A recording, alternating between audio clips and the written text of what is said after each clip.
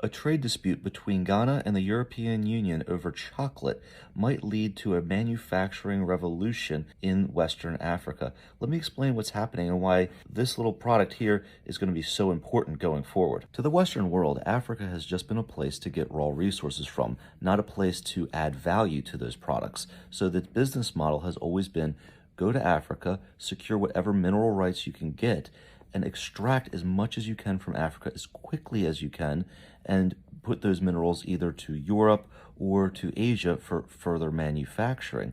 But they got a little bit greedy this time, and they may have pushed the Africans too far. So here's the backstory. Ghana, along with Cote d'Ivoire, produces over 2/3 of the world's supply of raw cocoa, and 80% of that raw cocoa is purchased by the European Union, where they manufacture it and turn it into chocolate, which is then sold throughout the world.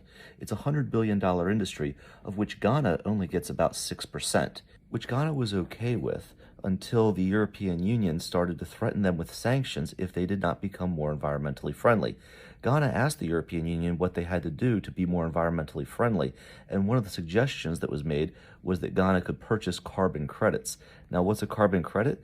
That's essentially paying someone to not pollute. So what the European Union said to Ghana was, if you pay us not to pollute, we will overlook you not being environmentally sustainable. As you can imagine, this ticked off their government quite a bit. So the president of Ghana wanted to get in front of this issue and not have leverage over him, and he made a bold proclamation that Ghana would not sell cocoa in the same way they had been selling it to their Western trading partners.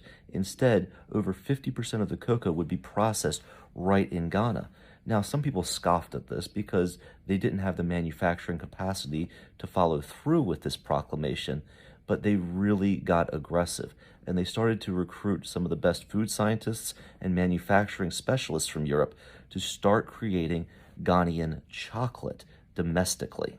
And in a power play straight out of a business negotiation handbook, Cote d'Ivoire and Ghana both boycotted the Brussels Cocoa Conference this year, showing that they were going to be very serious about declaring their independence from European chocolate manufacturers. If Ghana and Cote d'Ivoire are successful in standing up for themselves against the European Union in this trade conflict, I think this has broad implications to the manufacturing industry across all of West Africa.